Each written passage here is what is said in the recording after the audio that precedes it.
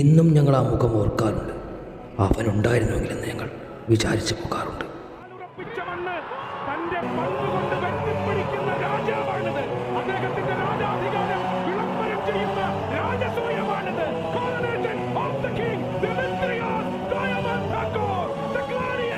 അതിനുശേഷം അവൻ്റെ പകരക്കാരന് വേണ്ടി ആ നാട് കാത്തിരുന്നു. അപ്പോഴാണ് അവിടേക്ക് അവൻ വന്നത്. വിശ്വാസം നശിച്ചു മണ്ണടിഞ്ഞ ആ സ്ഥലത്ത് വെറും പ്രതീക്ഷ മാത്രമായിരുന്നു ആ പേര്.